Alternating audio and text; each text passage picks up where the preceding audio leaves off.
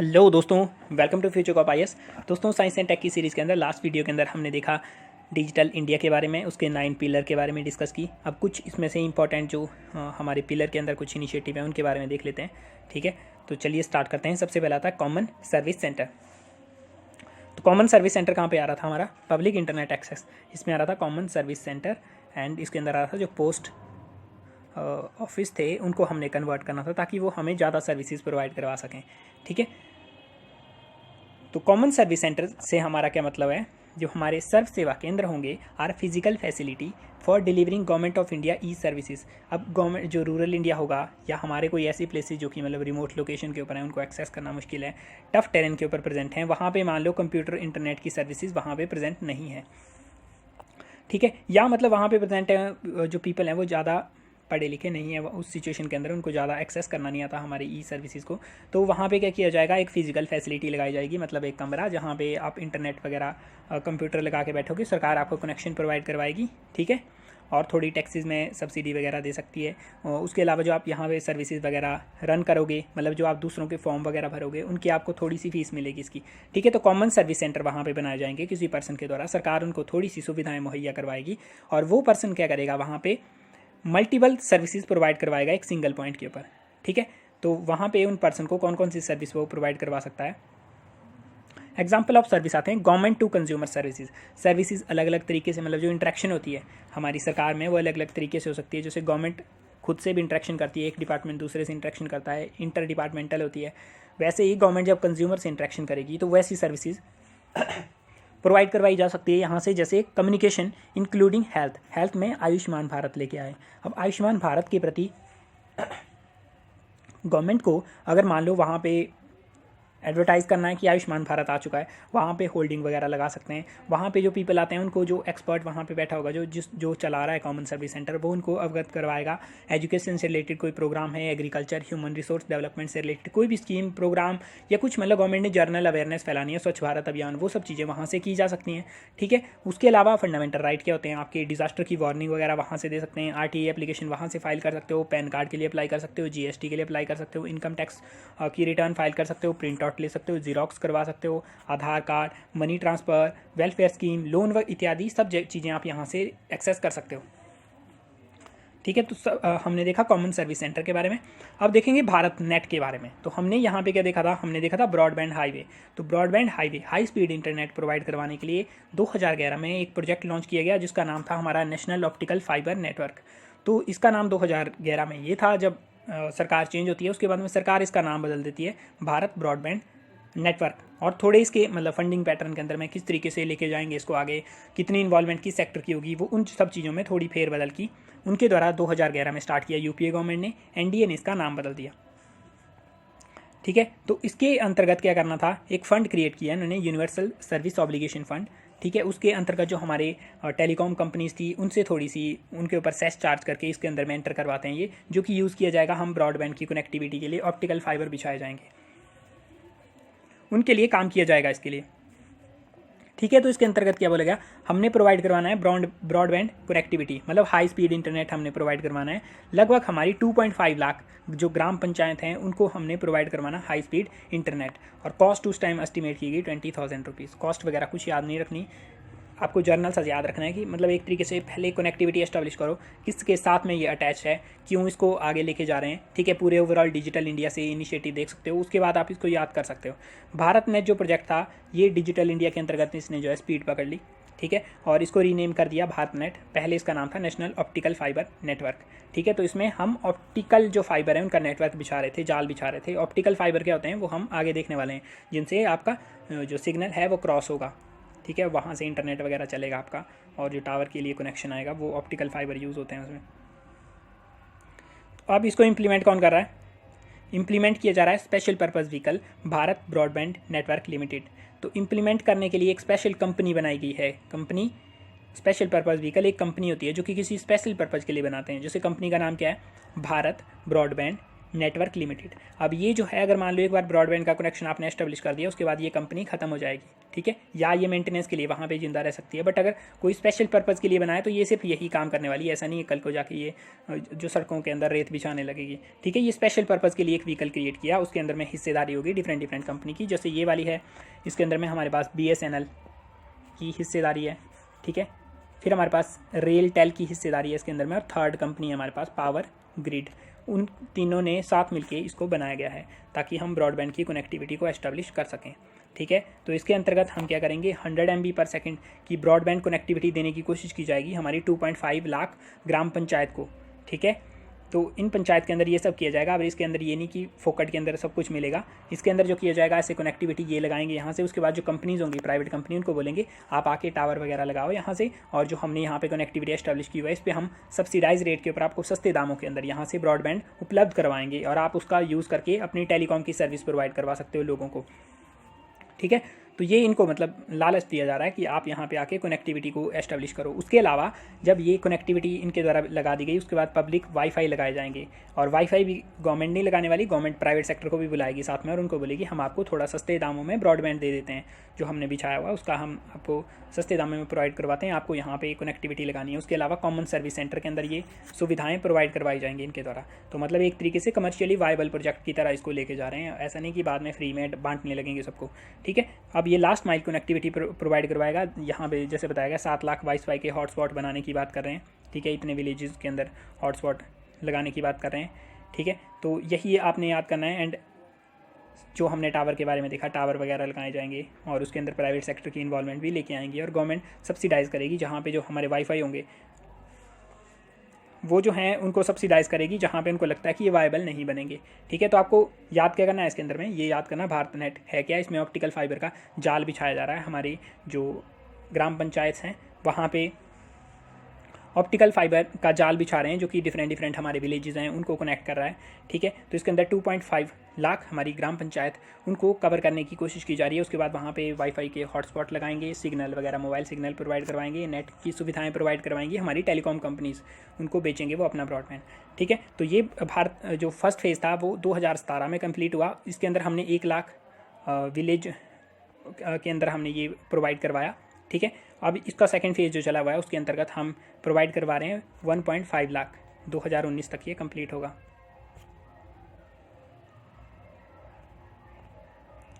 अब आते हैं नेक्स्ट हमारा टॉपिक, नेशनल नॉलेज नेटवर्क। तो नेशनल नॉलेज नेटवर्क कहाँ पे आएगा हमारा, हमने देखा भारत ब्रॉडबैंड लिमिटेड में क्या कर रहे थे, रूरल अर्बन एरिया के अंदर ब्रॉडबैंड प्रोवाइड करवा रहे थे। उसके अलावा इंटीग्रेट कर रहे थे जो पहले से इनिशिएटिव चले थे जिनके द्वारा कनेक्टिविटी प्रोवाइड करवा रहे थे। कनेक्टिविटी के अंदर जो हम प्रोवाइड करवा रहे थे उसके अंदर एक इनिशिएटिव था नेशनल नॉलेज नेटवर्क, मतलब जो हमारी यूनिवर्सिटी रिसर्च इंस्टीट्यूट उनको कनेक्ट कर रहे थे आपस में।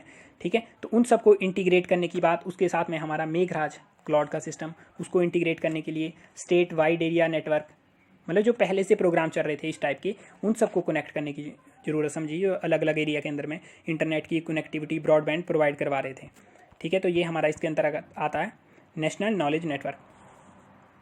इसके अंतर्गत क्या बोला जाता है, ये कहते हैं कि ग्लोबली जो है रिसर्च और डेवलपमेंट जो एक्टिविटीज़ हैं, इनोवेशन वगैरह, वो जो है मल्टी डिसिप्लिनरी बन रही है। मतलब ऐसा नहीं सिर्फ आप एक जो है अपने इंस्टीट्यूट के अंदर बैठ रहे हो वहाँ पे रिसर्च कर लोगे, आपका एक इंस्टीट्यूट है वो जो है उसी की जो डाटा वगैरह जो उसको ज़रूरत पड़ेगी वो हो सकता है किसी दूसरे इंस्टीट्यूट के डाटा के ऊपर डिपेंडेंट हो जो अलग अलग फील्ड में काम कर रहे हो।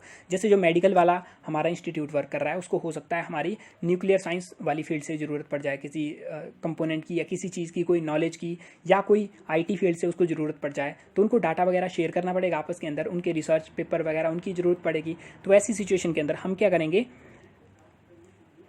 हम जो हैं इंटरकनेक्ट करेंगे ऑल नॉलेज और रिसर्च जो इंस्टीट्यूट है हमारी कंट्री के अंदर उन सबको कनेक्ट करेंगे हाई स्पीड इंटरनेट के साथ में, ताकि वो डाटा एक दूसरे को शेयर कर सकें। ठीक है, इसके अंतर्गत क्या बोला गया कि हम कनेक्ट करेंगे ऑल यूनिवर्सिटीज़ को, research institution, libraries, laboratories, health care, agriculture institution, सबको कनेक्ट करेंगे, एक नेटवर्क के अंदर लेके आएंगे और वो एक दूसरे से डाटा शेयर करेंगे और कोलैबोरेटिव रिसर्च भी करेंगे। ठीक है, तो अलग अलग जगह से आके वो कोलैबोरेटिव रिसर्च करेंगे और नई चीज़ों को बनाएंगे। इसके अंतर्गत जो है अदर फील्ड जैसे न्यूक्लियर, स्पेस, डिफेंस रिसर्च जो इंस्टीट्यूशन है वो भी साथ में मिलेंगे और एक नॉलेज का नेटवर्क बनाएंगे। ये नॉलेज का नेटवर्क जो है साथ में एक दूसरे के साथ में इंफॉर्मेशन शेयर करेगा, कोलैबोरेटिव रिसर्च करेगा और नए नए प्रोडक्ट क्रिएट करेगा इंडिया के लिए। तो ये बोला गया नेशनल नॉलेज नेटवर्क के अंदर में। ठीक है, और इसके अंतर्गत ही बोला गया कि हम फैसिलिटेट करेंगे advance distance education in specialised field, ऐसी फील्ड जिनके अंतर्गत में आपको वहाँ पे फिजिकली प्रेजेंट होना पड़ता है नॉलेज ग्रहण करने के लिए, आपको वहाँ पे जाके नॉलेज लेनी पड़ती है, जैसे इंजीनियरिंग, साइंस, मेडिसिन। तो वैसी सिचुएशन के लिए हम हाई स्पीड ब्रॉडबैंड की कनेक्टिविटी के साथ में वीडियो कॉन्फ्रेंसिंग जैसी टेक्नोलॉजी का सहारा लेके फैसिलिटेट करना चाहते हैं कि एडवांस डिस्टेंस लर्निंग की जा सके। जो हमारे स्टूडेंट रिमोट एरिया के अंदर में, रूरल एरिया में भी होंगे, उनको भी हम कनेक्ट कर पाएँ। तो इस टाइप का नेटवर्क क्रिएट करने की कोशिश की जा रही है। फिर आता है हमारे पास में डिजिटल लॉकर सिस्टम। तो डिजिटल लॉकर सिस्टम की बात करेंगे, हमने देखा ई गवर्नेंस, तो इसके अंदर आता है हमारा डिजिटल लॉकर। इसके अंतर्गत इस प्रोग्राम को चलाया जा रहा है। ये हमारा डिजिटल इंडिया के अंतर्गत इनिशिएटिव है। डिजिटल इंडिया किसके अंतर्गत है? Ministry of electronics and information technology, तो उनके अंतर्गत आ रहा है। तो ये भी हमारा उसी मिनिस्ट्री के अंतर्गत आ रहा है। इसके अंदर क्या किया जाएगा? To secure dedicated personal electronic space. तो आपको ऑनलाइन गवर्नमेंट अपने सर्वर के ऊपर स्पेस प्रोवाइड करवाएगी। ठीक है, आप यहाँ पे प्रेजेंट हो, आप ऑनलाइन स्टोर करोगे अपने डॉक्यूमेंट। जैसे गूगल ड्राइव के ऊपर आपको स्पेस मिलता है 15 GB का, वैसे ही गवर्नमेंट आपको थोड़ा सा स्पेस प्रोवाइड करवाएगी। जो गवर्नमेंट के अंतर्गत आ रहा है, गवर्नमेंट थोड़ा स्पेस प्रोवाइड करवाएगी, मतलब पब्लिक क्लाउड के ऊपर, गवर्नमेंट अपने क्लाउड के ऊपर थोड़ा सा आपको प्राइवेट स्पेस देगी। ठीक है, तो यहाँ पे आप डाटा स्टोर कर सकते हो। जैसे आप क्या स्टोर कर सकते हो? PAN card, passport, marksheet, degree, certificate, इन सबको स्टोर कर सकते हो। ये आधार कार्ड से आपका लिंक होगा, मतलब आपका अकाउंट बनेगा यहाँ पे। ठीक है, आप में से बनाया भी होगा कुछ ने। इसमें हम क्या करेंगे, फिर आपने एक बार अकाउंट बना दिया, उसके बाद जब आप जॉब के लिए अप्लाई करोगे, या आपने मान लो लाइसेंस के लिए अप्लाई किया, या मान लो पैन कार्ड के लिए अप्लाई किया, उन्होंने आपके सर्टिफिकेट मांगे, तो आपको फिजिकल फॉर्म में देने की जरूरत नहीं पड़ेगी, या उनको अपलोड करने की जरूरत नहीं पड़ेगी। आप यहीं से उठा के उनको शेयर करोगे। इनका भी कनेक्शन होगा हमारा डिजिटल लॉकर के साथ में। ठीक है, वो वहाँ से डॉक्यूमेंट लेके, वहाँ से प्रोसेस करके आपके द्वारा जो आपका जो आप सर्टिफिकेट बना रहे थे, वो डायरेक्टली आपका उसी डिजिटल लॉकर के अंदर में वो ट्रांसफ़र कर देंगे। ठीक है, या आपको दूसरे वाले फॉर्म में तो मिलेगा, लेकिन वहाँ पे भी उसको ट्रांसफ़र कर देंगे। तो इस टाइप का सिस्टम है, जिसके अंदर हम क्या कर रहे हैं, मिनिमाइज़ करेंगे फिजिकल डॉक्यूमेंट की नीड ही ना पड़े। आप जॉब के लिए इधर उधर ना लेके जाओ अपने डॉक्यूमेंट वगैरह, पेपर की वेस्टेज ना हो, उन सबको मिनिमाइज़ करके हम ई डॉक्यूमेंट लेने की कोशिश कर रहे हैं। ठीक है, क्योंकि अगर आप पूरी सिस्टम को ऑनलाइन बनाना चाहते हो, ठीक है, पेमेंट आप ऑनलाइन करवाना चाहते हो, तो जो डॉक्यूमेंट होते हैं वो भी तो ऑनलाइन ही सबमिट हो। उसके लिए आपको फिजिकल जो डॉक्यूमेंट है उनको बार बार स्कैन करना, उनको बार बार भेजना, वो क्यों करना पड़े? तो गवर्नमेंट कंप्लीट तरीके से ई गवर्नेंस एस्टैब्लिश करनी चाहती है, उसके लिए डिजिटल लॉकर इनिशिएटिव लेके आए हैं। और इसको आप कहीं भी एक्सेस कर सकते हो। अगर आपको बेसिक सिस्टम पता है क्लाउड क्या होता है, तो इसको तो आप समझ ही सकते हो कि इसको कहीं भी एक्सेस किया जा सकता है, क्योंकि आपके फ़ोन के अंदर स्टोरेज नहीं है, ये गवर्नमेंट के पास में आपकी स्टोरेज है। फिर आता है जैम ट्रिनिटी। तो इसके अंतर्गत क्या किया जा रहा है? ट्रिनिटी 3 है इसके अंदर में। जनधन योजना हमारी, जिसके अंदर फाइनेंशियल इंक्लूजन किया गया, आपके बैंक अकाउंट खोले गए, इंश्योरेंस वगैरह प्रोवाइड करवाई गई। ठीक है, और इस आधार और मोबाइल तीनों जब मिलेंगे तो हम इनको जैम ट्रिनिटी बोलेंगे। और इसके अंतर्गत हम क्या करना चाहते हैं, हम जो है बेनिफिट जो है डायरेक्ट बेनिफिट ट्रांसफ़र करना चाहते हैं, लोगों के अकाउंट्स के अंदर में डायरेक्ट बेनिफिट को ट्रांसफ़र करना चाहते हैं इस टेक्नोलॉजी के अंतर्गत। तो ये काफ़ी टाइम से यूज़ हो रही है, आपने इसका नाम भी सुना होगा, और इसका डायरेक्ट कोई क्वेश्चन भी नहीं आने वाला आपको, बट ऐसे जर्नल सेंस में आपको समझने के लिए काम आएगा। नेक्स्ट आता है national mission on education through information and communication technology. तो हमने 44 मिशन मोड प्रोजेक्ट देखे थे। 44 मिशन मोड प्रोजेक्ट में से एक ये वाला भी था। ठीक है, तो national mission on education through information and communication technology, ये सेंट्रली स्पॉन्सर्ड स्कीम है। मतलब ये जो है हमारी सेंटर और स्टेट दोनों कंट्रीब्यूट कर रहे हैं इसके अंदर में, और स्टेट जो है मेनली इसको अप्लाई करने वाली है, स्टेट की मशीनरी यूज़ होने वाली है इसके अंतर्गत।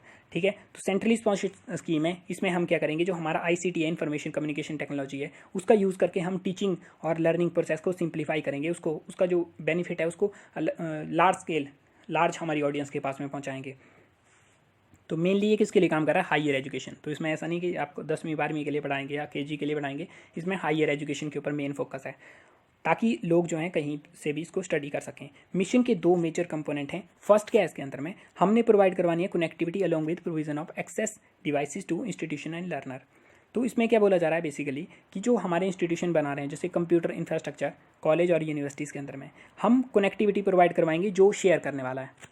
यहाँ पे जो पर्सन शेयर करने वाला है उसके अंतर्गत हमने क्या बोला, नेशनल नॉलेज नेटवर्क के अंतर्गत हम डेवलप कर रहे हैं कनेक्टिविटी, इनके बीच में कंप्यूटर में इन्वेस्टमेंट कर रहे हैं। तो सेम चीज़ यहाँ पे भी कर रहे हैं, इनके पास में टेक्नोलॉजी लेके आ रहे हैं ताकि ये इन्फॉर्मेशन को शेयर कर सकें जनरल पब्लिक के साथ में। सेकंड में हम कंटेंट को जनरेट करेंगे।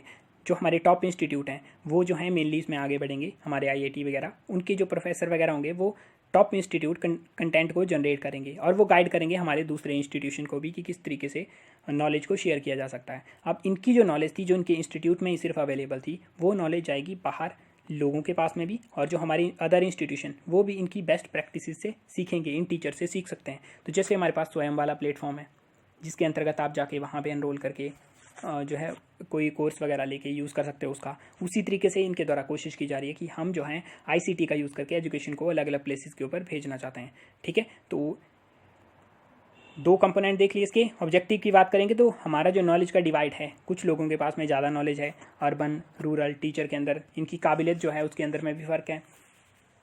इंस्टीट्यूशन के अंदर जो नॉलेज प्रोवाइड करवाई जाती है, जो स्टैंडर्ड है हमारे, उनके अंदर जो डिफरेंस है उसको ब्रिज करना, बिकॉज टॉप इंस्टीट्यूट इसको एंकर करके वो हमारे नीचे इंस्टीट्यूशन को भी ये चीज़ें पहुंचेगी और नॉर्मल जो हमारे पीपल हैं उनके पास में भी एजुकेशन पहुंचेगी। फिर हम स्टैंडर्डाइज करेंगे, क्वालिटी अश्योरेंस का प्रोग्राम भी होगा इसके अंदर में, कि मतलब कितनी क्वालिटी की सर्विसेज जो हैं प्रोवाइड करवाई जा रही हैं, कौन सी क्वालिटी के कोर्स मिल रहे हैं आपको, ताकि उनको वर्ल्ड क्लास बना सकें। अब जब वर्ल्ड क्लास जो क्वालिटी, जो हमारे एक प्रोफेसर मान लो वो एक पर्टिकुलर प्लेस में 500 बच्चों को पढ़ा रहा है, वो वहाँ से रिसर्च वगैरह के लिए फेलो निकाल सकता था, बट अब जो है उसकी रीच जो होगी उसको इंक्रीज़ करेंगे वाइड एरिया के अंदर में। अब वो लाखों लोगों को पढ़ा सकता है एक टाइम के अंदर में, ठीक है, जो स्टडी करना चाहते हैं। इसकी वजह से रिसर्च वगैरह प्रमोट होगी। ठीक है, इसमें वर्ल्ड क्लास जो कंटेंट है वो लोगों को प्रोवाइड होगा। उसके अलावा इसमें सर्टिफिकेशन के लिए भी बोला गया इनके द्वारा कि हम सर्टिफिकेशन भी करेंगे, कंपिटेंसी जो हमारी ह्यूमन रिसोर्स की होगी। जैसे आपने ऑनलाइन प्लेटफॉर्म सुने होंगे, EDX होता है, वहाँ पे जाके आप कोई कोर्स ले सकते हो, जो हमारी वर्ल्ड की टॉप यूनिवर्सिटीज़ हैं उनका कोर्स ले सकते हो कोई। उसके बाद में आपको थोड़ी फीस पे करनी पड़ती है, 3-4 हज़ार रुपये, और आपको सर्टिफिकेट के साथ में वो आपका कोर्स कंप्लीट करवाते हैं, एक टेस्ट होगा उसके लिए। तो वैसा ही चीज़ इनके द्वारा सोची जा रही है कि इसके अंतर्गत जो कोर्सेज़ वगैरह लेंगे, जैसे स्वयं प्लेटफॉर्म के अंतर्गत में उनको कोर्सेज़ वगैरह मिलेंगे थोड़ी बहुत फीस पे करके। और उसके अलावा अगर कोई नॉन फॉर्मल वे में भी किसी को अगर एजुकेशन है तो उनके टेस्ट वगैरह लेके उनको जो है सर्टिफिकेशन की प्रोसेस को स्टार्ट किया जाएगा, ताकि एक स्टैंडर्डाइजेशन कर सके, सब लोगों को अधिकार मिल सके एजुकेशन का। ऐसा नहीं एजुकेशन जो है कुछ इलीट लोगों के पास में, या जो लोग अपॉर्चुनिटी की वजह से जिनको पता नहीं था कि IIT NIT में एडमिशन कैसे लेते हैं, कैसे टेस्ट को क्लियर करते हैं, उन लोगों को भी एजुकेशन जो है वर्ल्ड क्लास लेवल की मुहैया हो सके। तो ये हमारे कुछ इनिशिएटिव थे डिजिटल इंडिया के अंतर्गत। इसके अलावा इसमें काफ़ी ज़्यादा इनिशिएटिव आएंगे, लगभग 20-30 से ऊपर इनिशिएटिव होंगे इसके अंतर्गत, जो कि आपको करने पड़ेंगे। जैसे जो हमारे पास में प्रधानमंत्री डिजिटल साक्षरता अभियान, वो भी इसी के अंतर्गत आ रहा है। ठीक है, ऐसे कई इनिशिएटिव हैं जो कि इसके अंतर्गत आएंगे, जो कि आपको करंट अफेयर के अंदर आपके धीरे धीरे कवर होंगे। बट अगर आपको बेसिक आपको समझ आ गया कि डिजिटल इंडिया क्या प्रोग्राम है, तो आप उनको अच्छे से टैकल कर पाओगे। अब देख लेते हैं ऑप्टिकल फाइबर जो बिछाने की बात कर रहे थे, वो एक्चुअल में क्या होता है। तो एक ऑप्टिकल फाइबर क्या होता है, ये छोटे छोटे स्टैंड से मिलके बना होता है, जो कि हमारे ग्लास या प्लास्टिक से मिलके बने होंगे। ठीक है, छोटे छोटे स्टैंड होंगे। अब यहाँ पे जो एक एक स्टैंड है वो जो है लेस देन 1/10 है थिकनेस के अंदर में, किसके, जो ह्यूमन का हेयर होता है, मतलब जितना हेयर हमारा पतला होता है उससे भी 1/10 है वो। और एक हेयर कितना कैरी कर सकता है डाटा को, 25,000 टेलीफोन कॉल्स एक टाइम में एक हेयर जो है हमारा वो कैरी कर सकता है। मतलब ये क्या, ऑप्टिकल फाइबर केबल्स हैं। जैसा मैंने आपको बताया था, आपका मोबाइल फ़ोन यहाँ पे सिग्नल प्राप्त कर रहा है नज़दीक के हमारे टावर से। ठीक है, टावर कनेक्टेड है ऑप्टिकल फाइबर से, इस तरीके के फाइबर जा रहे हैं। ठीक है, वो दूसरे वाले टावर के पास में, ठीक है, वहाँ से आपका फिर सिग्नल क्रॉस होकर दूसरे वाले पर्सन के पास में पहुँचता है। तो ये वाले जो ऑप्टिकल फाइबर हैं इनको बिछाने की बात कर रहे हैं हमारे जो ब्रॉडबैंड वाला प्रोग्राम है, national optical fibre Bharat net जो है, उसके अंतर्गत। इसके अंतर्गत क्या बोला गया कि ऑप्टिकल फाइबर क्या होते हैं, एक पतले पतले स्टैंड होते हैं, 1/10 होते हैं हमारे हेयर की थिकनेस के, और इससे हम एक जो स्टैंड है उसमें 25,000 टेलीफोन कॉल एक टाइम के अंदर क्रॉस करवा सकते हैं। तो ऐसे एक छोटे छोटे स्टैंड जो है हम जो है हज़ारों की संख्या के अंदर डालेंगे एक वायर के अंदर में, तो वो कितने ज़्यादा फिर कॉल्स को उठा सकती है, कितना डाटा ट्रांसफ़र कर सकती है। यूज़ करेंगे इंटरनेट के लिए, ई-कॉमर्स के लिए, कंप्यूटर नेटवर्क के लिए, मल्टीमीडिया, वॉइस, डाटा, वीडियो, सब कुछ हम इनसे ट्रांसफ़र कर सकते हैं। इनके अंदर में जो हमारे इलेक्ट्रिक सिग्नल होते हैं उनको कन्वर्ट करते हैं लाइट सिग्नल के अंदर, वो जाते हैं हमारे ऑप्टिकल फाइबर में मूव करते हैं, उसके बाद फिर से उनको इलेक्ट्रिक में कन्वर्ट करते हैं। लाइट जो है इसके अंदर में जो इलेक्ट्रिक सिग्नल को लाइट में कन्वर्ट करेंगे, वो लाइट ट्रैवल करती है टोटल इंटरनल रिफ्लेक्शन से। टोटल इंटरनल रिफ्लेक्शन आपको पता ही होगा, इस तरीके से हमारी रिफ्रैक्टिव जो इंडेक्स होता है उसमें डिफरेंस होने की वजह से लाइट जो है इस तरीके से ट्रैवल करती है। ऑप्टिकल फाइबर जो हैं, जो हम बोल रहे हैं ग्लास, प्लास्टिक, ये बने होते हैं हमारे सिलिकॉन एंड सिलिकॉन ऑक्साइड। जो हम स्ट्रैंड की बात कर रहे हैं, ये पतले पतले स्ट्रैंड जो हैं ये हमारे सिलिकॉन डाइऑक्साइड से मिलके बने होते हैं। तो इस तरीके से हमें दिखेगा, ठीक है। इस टाइप के स्टैंड होंगे, पतले पतले स्टैंड, ऐसे वायर्स के अंदर में इनको डाला जाएगा और इन स्टैंड के अंदर लाइट जो है ट्रैवल करेगी और डाटा को ट्रांसफ़र करेगी, ठीक है। तो लाइट यहाँ पे देख सकते हैं हम, बाहर इसको प्लास्टिक की कोटिंग लगी हुई है, उसके बाद यहाँ पे ये हमारे पास में क्लैडिंग दिख रही है, मतलब एक मटेरियल है जिससे इसको कवर करते हैं ताकि इसका लॉस ना हो, ठीक है। तो सबसे पहले यहाँ पे कोर के अंदर इस तरीके से ट्रैवल कर रहा है, मतलब ये क्या कर रहा है, हमारा टोटल इंटरनल रिफ्रैक्शन से ट्रैवल कर रहा है। बाहर इसे किसी मटेरियल से क्लैडिंग की जाती है जिसका रिफ्रैक्टिव इंडेक्स कम होता है, अंदर का रिफ्रैक्टिव इंडेक्स ज़्यादा होता है, जिसकी वजह से भी टोटल इंटरनल रिफ्लेक्शन होता है। तो इसके बारे में ज़्यादा आपको पीएचडी करने की कोई ज़रूरत नहीं है, बेसिक समझो किससे मिलकर बना होता है, इसमें टोटल इंटरनल रिफ्लेक्शन होता है, बस इतने से काम चल पड़ेगा। बाकी आपको पता है कि इससे इंटरनेट वगैरह प्रोवाइड करवाया जाता है ऑप्टिकल फाइबर से। तो ऑप्टिकल फाइबर से पहले हम कॉपर वायर का यूज़ करते थे, इसी तरीके से वायर बिछाते थे। बट इसके अंदर और ऑप्टिकल फाइबर में क्या डिफरेंस है, कॉपर वायर जो हैं सस्ती होती हैं, ठीक है, बट इनमें हाई रेजिस्टेंस होती है, मतलब जितना लाइट पास करेंगे थोड़े टाइम बाद ये जो है रेजिस्टेंस की वजह से लाइट की इंटेंसिटी कम होने लगेगी, तो उसको फिर से एम्पलीफाई करना पड़ेगा, उसको और ज़्यादा पावर देनी पड़ेगी। अगर पावर ना दें तो ये लार्ज जो डिस्टेंसेज हैं उन तक जो है ट्रांसफ़र नहीं कर सकते डाटा को। लेकिन यहाँ पे इंटरफेरेंस जो है बहुत कम है, रेजिस्टेंस बहुत कम ऑफर करते हैं जिस मटेरियल से मिलके बने हुए ऑप्टिकल फाइबर। तो ये काफ़ी अच्छे से लॉन्ग डिस्टेंसेस के ऊपर इनको समुद्र के अंदर बिछाया जाता है, सीज ओशियन रूट के अंदर बहुत बिछाया जाता है, इनको यूज़ करते हैं। रस्टिंग जो है वो इशू था कॉपर वायर, इसी के लिए उसमें रस्टिंग को प्रिवेंट करने के लिए मटेरियल लगाते थे, लेकिन इसके अंदर रस्टिंग वाला इशू बहुत कम है, ठीक है। फिर हम बात करेंगे बैंडविड्थ जो थी हमारी, मतलब कितनी पावर से इंटरनेट को या हमारे डाटा को ट्रांसफ़र कर सकती थी, जो उसकी बैंड की विड्थ थी वो कम थी।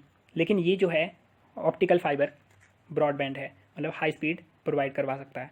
क्वालिटी जो है हमारे ऑप्टिकल फाइबर की बेस्ट है कॉपर वायर के मुकाबले, ठीक है, इसीलिए ऑप्टिकल फाइबर को यूज़ करते हैं। फाइबर के बारे में, तो ऑप्टिकल फाइबर ऐसी तरीके से पतले पतले ग्लास और प्लास्टिक के हमारी इस टाइप के फाइबर थे, बहुत ही छोटे छोटे, हमारी जो हेयर होता है उसके 1/10 गुना ये हमारे छोटे छोटे फाइबर थे, ठीक है, जिनके ऊपर हमने क्लैडिंग लगाई थी किसी मटेरियल से। फिर उसके बाद वो लाइट को ट्रांसमिट कर रहे थे, ठीक है, तो लाइट की फॉर्म में डाटा को ट्रांसमिट कर रहे थे, लाइट हमारी टोटल इंटरनल रिफ्लेक्शन की फॉर्म में जा रही थी वो।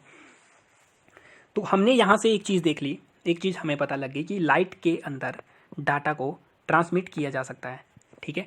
अब ये लाइट क्या कर रही है, ये तो हम ट्यूब्स के अंदर लेके जा रहे हैं, पर क्या हो अगर हम जो लाइट, अब लाइट ये कौन सी ट्रांसमिट हो रही है, जो जिस टाइप की हमारी विजिबल स्पेक्ट्रम में होती है, घरों के अंदर लगा सकते हैं लाइट, उस टाइप की लाइट।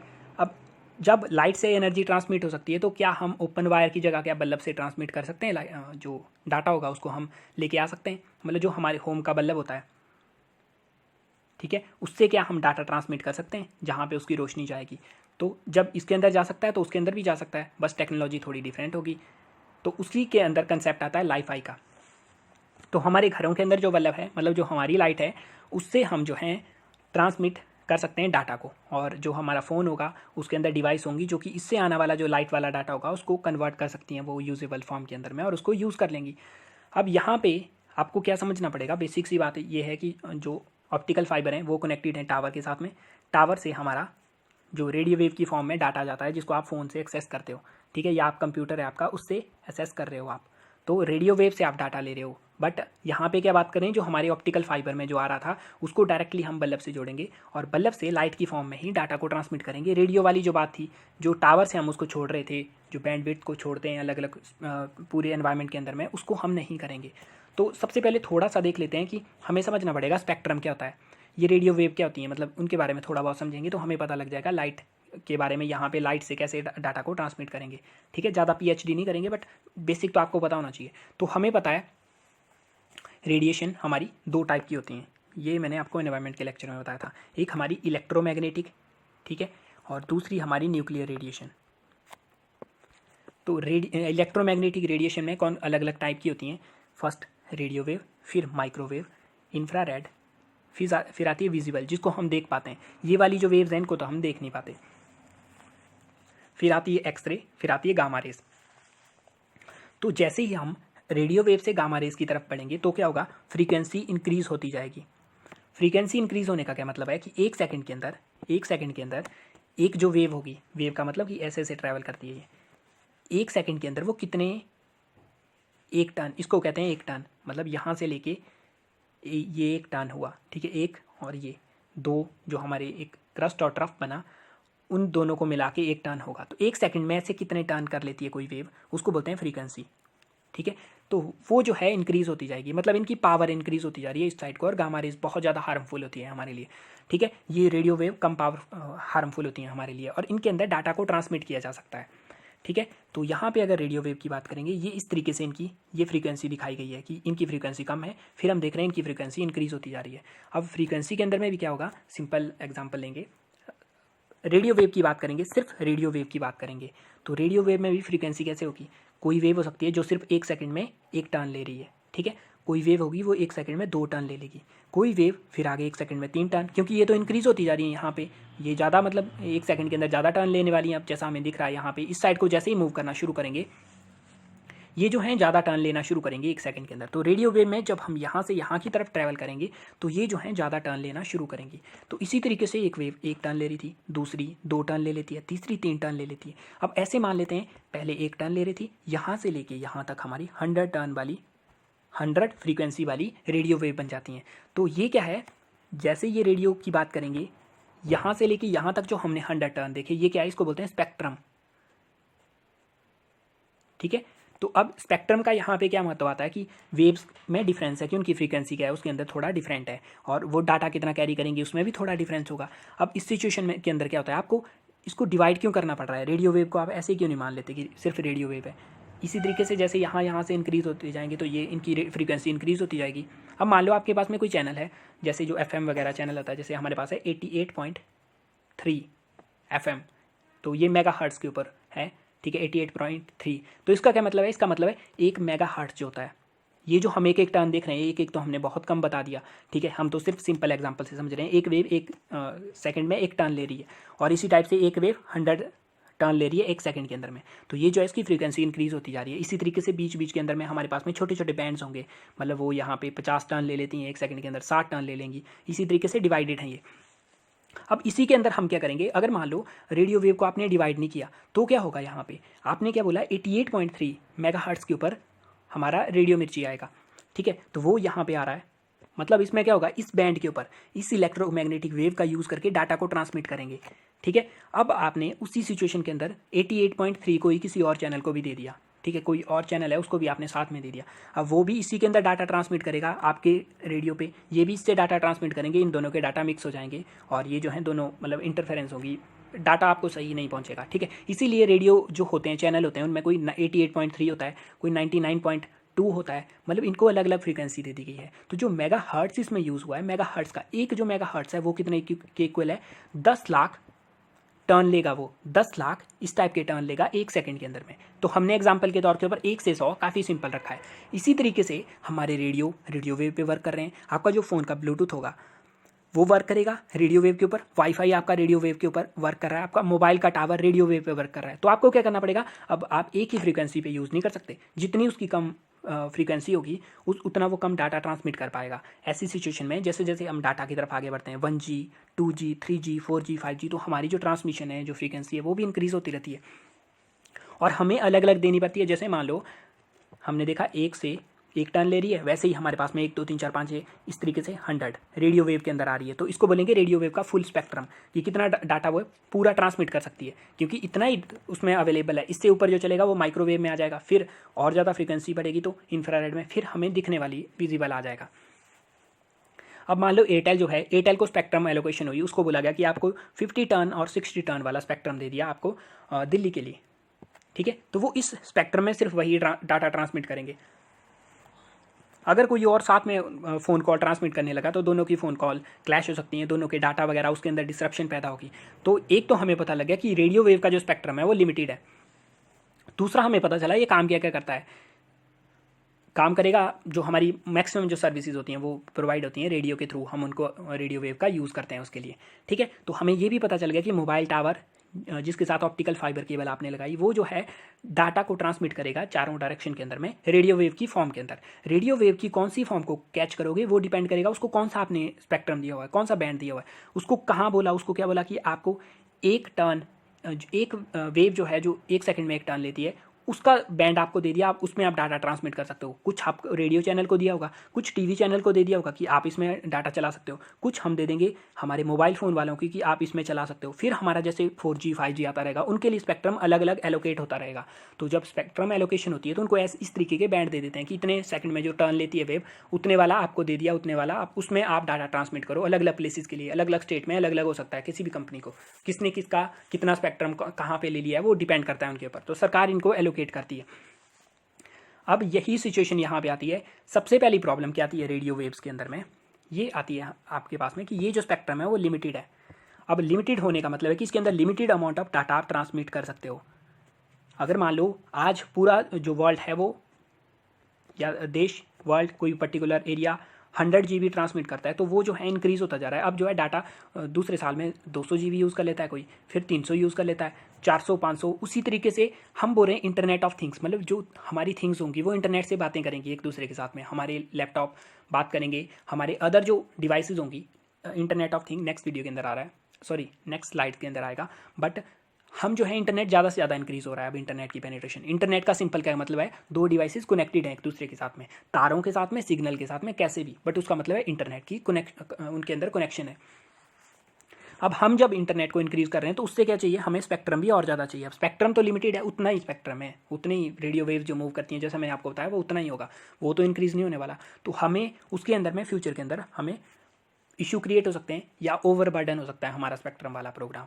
तो उसी को दूर करने के लिए हमारे पास क्या है, हम कह रहे हैं कि हम विजिबल जो हमारा स्पेक्ट्रम है ये भी सेम वेव्स हैं, विजिबल भी इसी तरीके की वेव्स होंगी, ठीक है, इनकी फ्रीक्वेंसी ज़्यादा है। विजिबल वाली जो रेंज है, जो हमारा लाइट बल्ब है, जो जिस तरीके से वो लाइट छोड़ रहा है, उसको यूज़ करके डाटा को ट्रांसमिट करेंगे हम।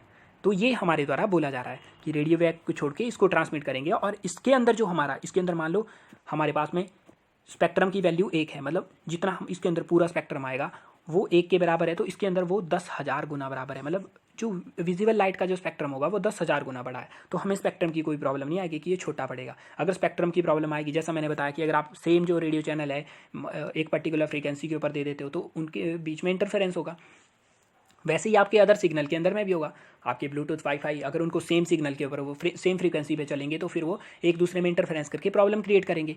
वो सिचुएशन विजिबल लाइट के अंदर नहीं होने वाली, क्योंकि ये 10,000 गुना बड़ा है, ठीक है। तो मतलब ये बहुत ज़्यादा इसका हम यूज़ कर सकते हैं। उसके अलावा जो रेडियो वेव है इनके लिए क्या करना पड़ता है, आप तार लगा के, टावर लगा के वहाँ से छोड़ते हो डाटा। अब यहाँ पे क्या होता है, यहाँ पे एनर्जी की यूज़ हो रहा है। ऐसे ही हमारे पास में मिलियंस ऑफ टावर हैं, उनके अंदर बहुत ज़्यादा एनर्जी का यूज़ होता है। लेकिन विजिबल लाइट से अगर हम ट्रांसमिट करते हैं, मतलब हम घरों के बल्ब से ट्रांसमिट करते हैं, तो जो हमारा बल्ब होगा उसकी जो रोशनी का जो खर्चा है, जो उसको रोशनी के लिए एनर्जी चाहिए, वो कहाँ से आ रही है, वो तो आपको इलेक्ट्रिसिटी से आ ही रही है, वो तो मतलब यूज़ कर ही रहे हो आप पहले से ही, ठीक है। तो आप क्या करोगे, उसके साथ में इंटरनेट की लाइन भी लगा दोगे, ठीक है। तो उसके साथ में इंटरनेट की लाइन लगा के उससे इंटरनेट को ट्रांसमिट करेंगे। जिस तरीके से रेडियो वेव से ट्रांसमिट कर रहे थे वैसे ही इंटरनेट इससे ट्रांसमिट करोगे। अगर आप पहली बार सुन रहे हो तो थोड़ा अजीब लग सकता है, जिस टाइप से यहाँ पे दिख रहा है बल्ब के साथ में।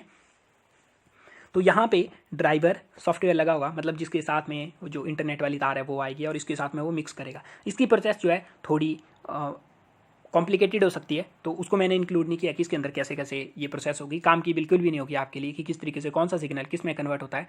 यहाँ से जो लाइट बल्ब है वो फ्लिप करेगा, ठीक है, स्मॉल फ्लिकरिंग करेगा, ठीक है। तो वो जो है सिग्नल ट्रांसमिट करेगा 0 और 1 की फॉर्म में। नीचे उसको डोंगल लगा होगा जो कि उसको कैप्चर करेगा सिग्नल को, उसको भेजेगा आपके फ़ोन, आपके लैपटॉप के पास में, और आप इंटरनेट यूज़ कर पाओगे, ठीक है। तो ये सिंपल इसका कंसेप्ट है। हमने समझ लिया स्पेक्ट्रम के बारे में। स्पेक्ट्रम लिमिटेड है, एनर्जी लगती है, तो उसी कारण से लाइट वाला जो यूज़ कर सकते हैं हम, लाइट के थ्रू हम इंटरनेट चला सकते हैं।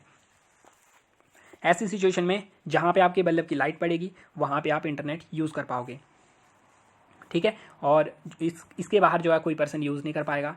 तो उसके बेनिफिट वगैरह देखेंगे।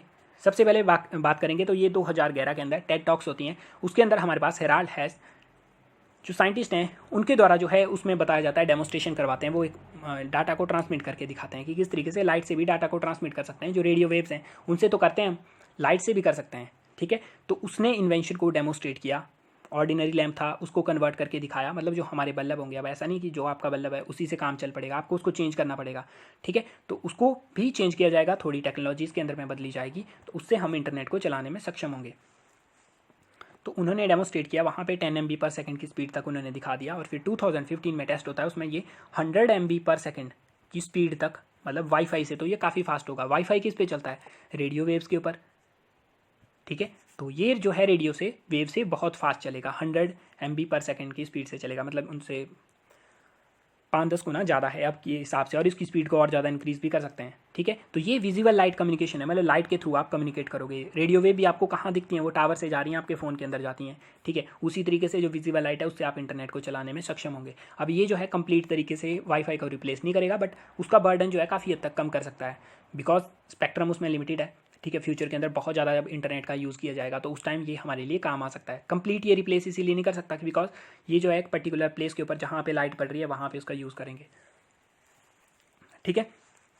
और इसको यूज़ कर सकते हैं हम, जैसे यहाँ से अगर पर्सन इस साइड मूव करेगा तो इंटरनेट इसका कनेक्शन लॉस्ट नहीं होगा, बट ये इसी लाइन ऑफ साइट के अंदर इसको रहना पड़ेगा। तो ये अलग अलग कंटेक्स्ट में वाईफाई वगैरह आप बाहर के लिए ज़्यादा उपयोगी होगा आपके लिए यूज़ करने के लिए, और अंदर घरों के अंदर इसको यूज़ कर सकते हैं, या फिर हम इनको यूज़ कर सकते हैं हमारी स्ट्रीट लाइट होती हैं वहाँ पे यूज़ किया जा सकता है।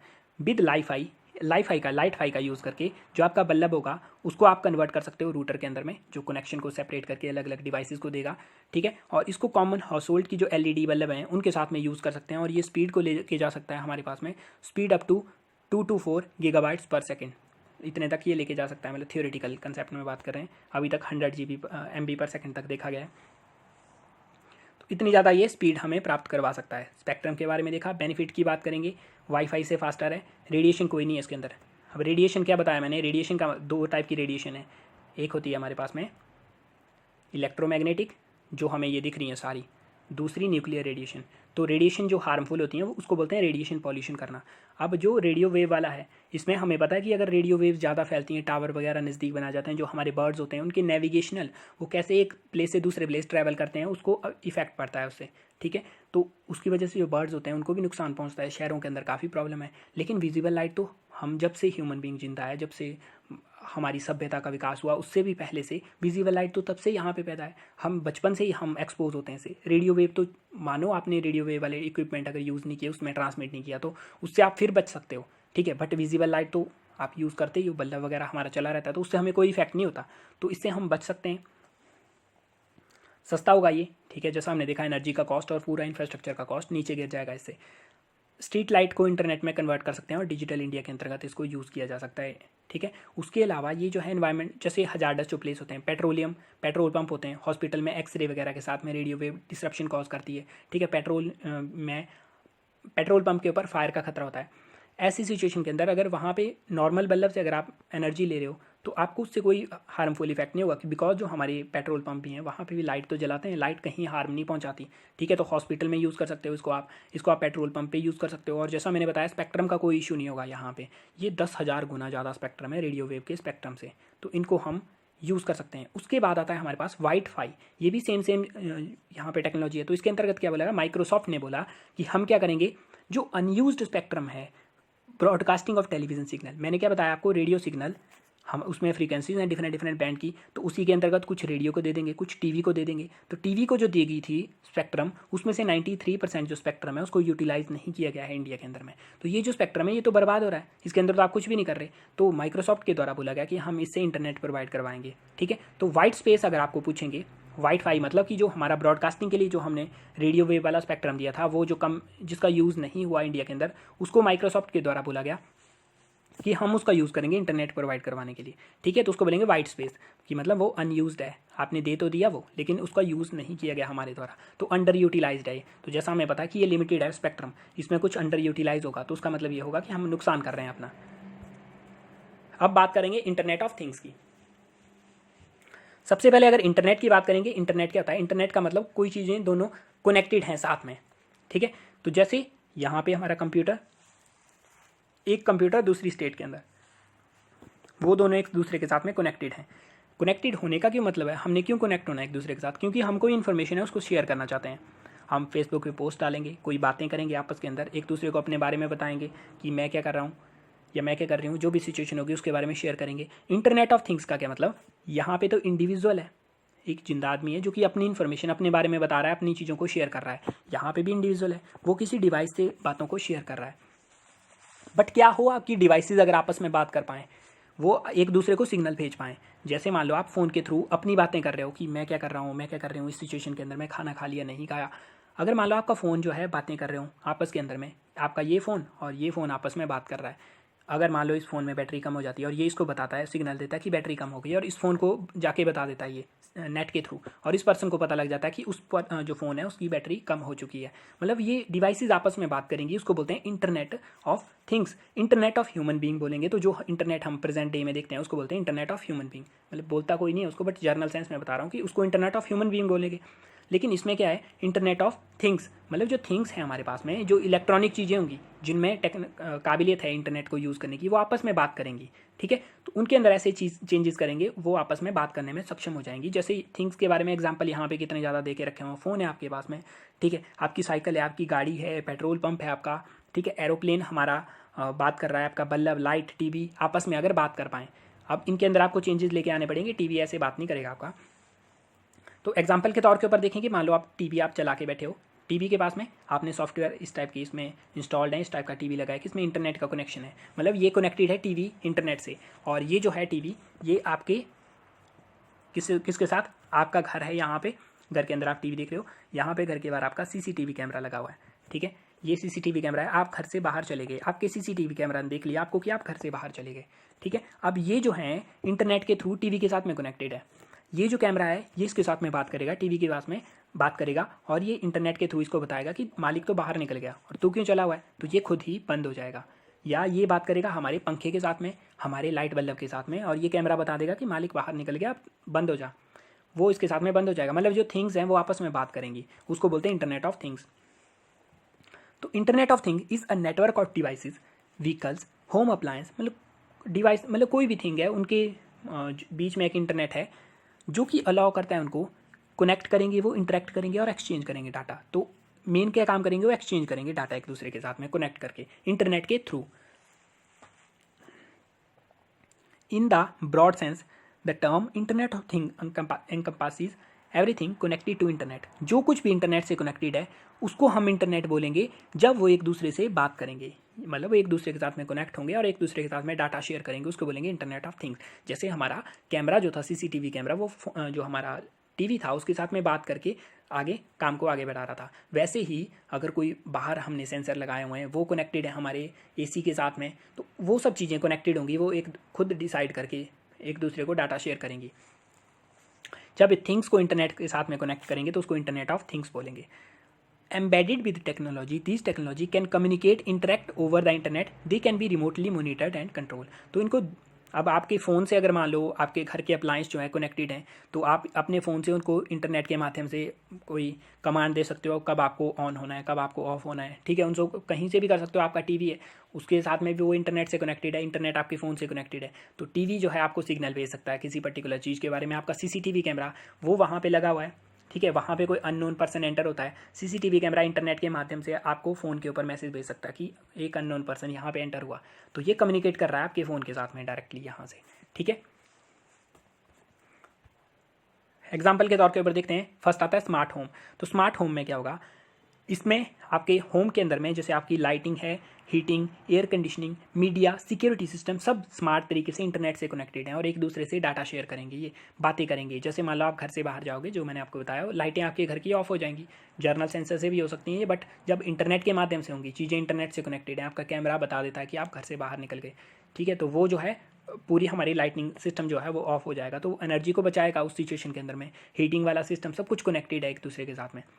एल्डर्स की केयर की बात करेंगे, उसके अंदर क्या होगा, जैसे मान लो कोई हमारे डिसेबल पर्सन है, उनको डिसेबिलिटी है, वो एक प्लेस से दूसरे प्लेस में, या हमारे जो एल्डर हैं वो एक प्लेस से दूसरे प्लेस जाके लाइट बंद नहीं कर सकते, तो वॉइस कमांड का यूज़ कर सकते हैं वहाँ पे। ठीक है, अपने फ़ोन के ऊपर कमांड देंगे, अपने फ़ोन के ऊपर इंटरनेट खोला, ठीक है, वहाँ से कमांड दे दी और लाइट जो है आपकी बंद हो जाती है, तो वो इंटरनेट के माध्यम से एक दूसरे के साथ में कनेक्ट हैं।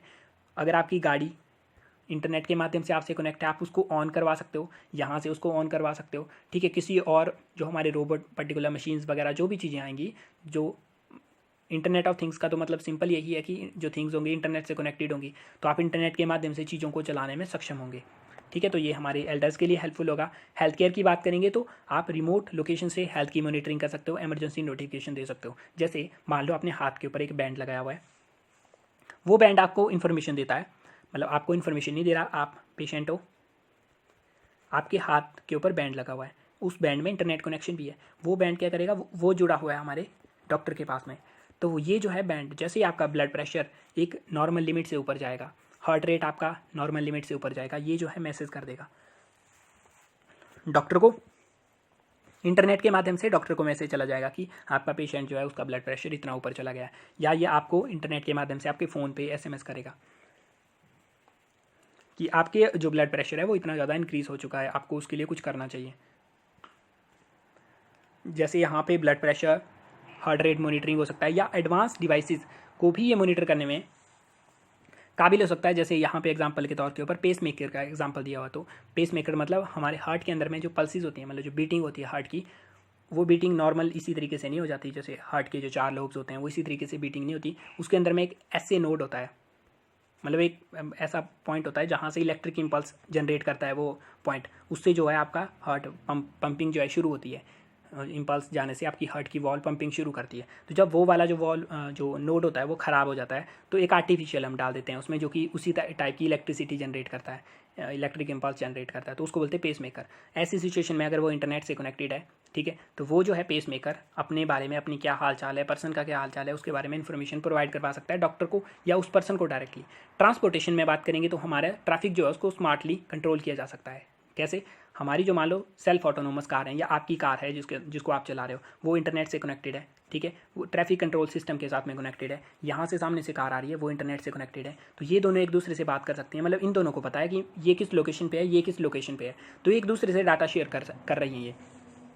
ऐसी सिचुएशन के अंदर इनके टकराव होने के चांसेस बहुत कम है, बिकॉज ये एक दूसरे के साथ में कम्युनिकेट करके, इसको पता है इंटरनेट से यूज़ करके अपनी लोकेशन पता कर रही है ये, और इसकी लोकेशन को पता करके इसको पता है, गाड़ी को पहले से पता है कि आने वाले जो टर्न होगा उसके पास में गाड़ी आ रही है यहाँ से, तो 100 मीटर पे वो आ रही, 100 पे मैं जा रही हूँ, वहाँ पे टकराव हो सकता है हमारे बारे में, तो ये बता सकती है। या ऑटोनोमस कार होंगी, वो एक दूसरे के साथ में कम्युनिकेट करेंगी, तो उसमें तो फिर मतलब जो हमारी कोई एक्सीडेंट होने के चांसेस हैं वो तो बहुत ही नील हो जाएंगे, बिकॉज हर कार को पता है कौन सी लोकेशन के ऊपर वो कहाँ पे प्रेजेंट है, ठीक है, तो वो एक दूसरे के साथ में डाटा शेयर कर रही हैं। या आपकी कार है, उसके अंदर में इंटरनेट लगा हुआ है, ठीक है, उसको उसका कनेक्शन जो है इंटरनेट का कनेक्शन, वो बात कर रही है, हमारे पास में कंप्यूटर प्रेजेंट है जहाँ पे आप सर्विस करवाते हो अपनी गाड़ी की, तो आपकी गाड़ी जो है उसमें सेंसर भी लगे, इंटरनेट भी लगा है, वो मॉनिटर कर लेगी कब आपकी गाड़ी सर्विस के काबिल बन जाती है। और वो जो है आपको बिना बताए या आपको बताए हुए किसी भी सिचुएशन के अंदर गाड़ी जो है ऑटोमेटिकली इन्फॉर्म कर देगी सर्विस सेंटर को कि गाड़ी की सिचुएशन ऐसी हो चुकी है, सर्विस की ज़रूरत है। अब वो सर्विस सेंटर वाले आपको मैसेज कर सकते हैं, या आपकी गाड़ी आपको डायरेक्टली मैसेज कर देगी कि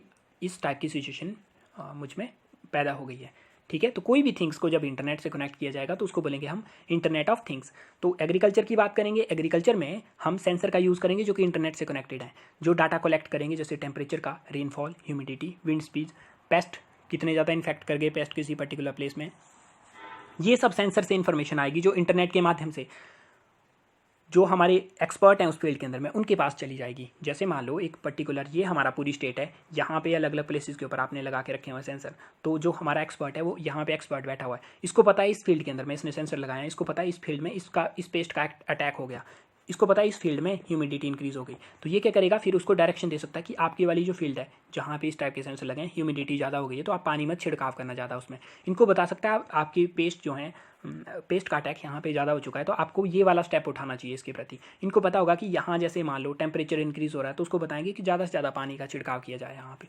तो इस तरीके से वो बता सकते हैं, एक मतलब इन्फॉर्म डिसीजन ले सकते हैं वो, और एक रियल टाइम बेसिस के ऊपर इंटरनेट से डाटा शेयर होता रहेगा कि इस सिचुएशन में रेनफॉल के कितने चांसेस हैं, ह्यूमिडिटी के कितने चांसेस हैं, या किसान को डायरेक्टली मोबाइल फ़ोन के ऊपर मैसेज आ जाएगा आपके खेत के अंदर पेस्ट का अटैक जो है इतना ज़्यादा इंक्रीज़ हो चुका है, इस सिचुएशन के अंदर ये इस टाइप की ह्यूमिडिटी थी, इस टाइप का टेम्परेचर, कितना फर्टिलाइजर छिड़काव किया, उस टाइप के सेंसर जो है इंटरनेट के माध्यम से कनेक्ट हो सकते हैं।